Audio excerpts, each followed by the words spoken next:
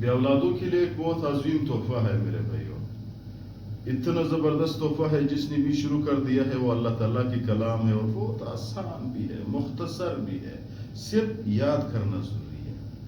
جس شخص کی بھی اولاد نہیں ہے، جس بیوی کی بھی اولاد نہیں ہے، ماں میاں بیوی ایک آیات ہے میرے بھائیوں، ہماری طرف سے آپ لوگ کو اجازت ہے، ہمیں اساتذہ نے اجازت دی ہے، امت مسلمہ کو ہم فری میں اجازت دیتے ہیں۔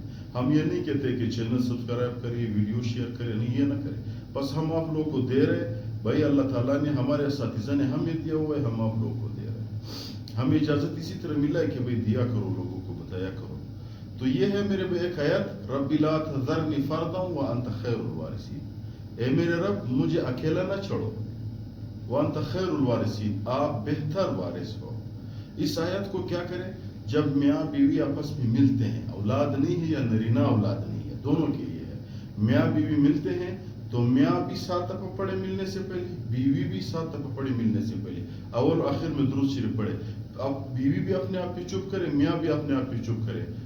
لکھا ہوا ہے کتاب میں کہ اس آیت کی طاقت کی وجہ سے اللہ تعالیٰ پھر اس کے بعد ملے، اس آیت کی طاقت کی وجہ سے اللہ تعالیٰ اس جوڑے کو ضرور اولاد کی نعمت سے نوازے گا۔ کیوں؟ جب اللہ کی طرف متوجہ ہو جائے تو اللہ تعالیٰ کر لگے۔ ایک سوال آپ لوگ کی ذہن میں ہے کہ کیا بغیر وضو پڑھ سکتے ہیں؟ بالکل پڑھ سکتے ہیں۔